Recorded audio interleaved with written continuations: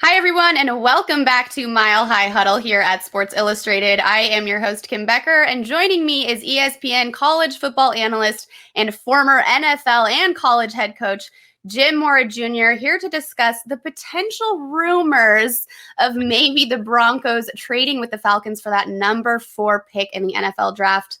Jim, how much truth do you think this has? Well, rumors are rampant right now, and as we get closer to draft day, they become more and more juicy, and everybody's speculating.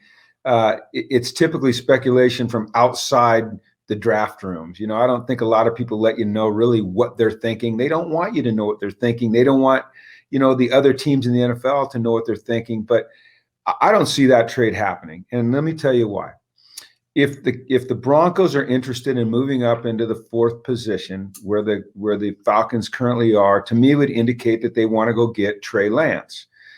But unless the Falcons have their eye on somebody else, a la Kyle Pitts or somebody else, it appears they want Trey Lance as well. So it makes no sense for the Falcons to trade out of the 4th position and essentially hand the guy they want to the Denver Broncos. Now, I saw today where that kind of makes sense to me, and that's that the Falcons moved down 2 spots, switch with Miami. Miami's able to get Kyle Pitts, the tight end out of Florida, who's just a great, great talent.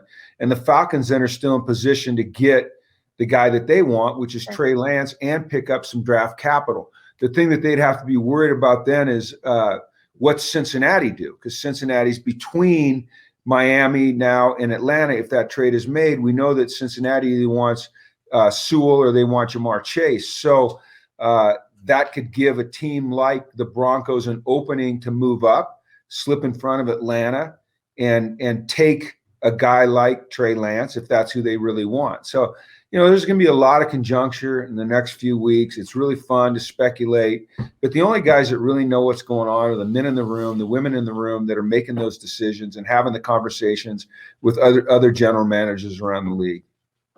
Well, and you and I talked about that last week, how much goes on behind closed doors that we don't know about. I mean, you've obviously been there before in the past, but these are the risks that these guys got to take, right? The risks that these teams might be putting up with trading, but that's what makes it fun.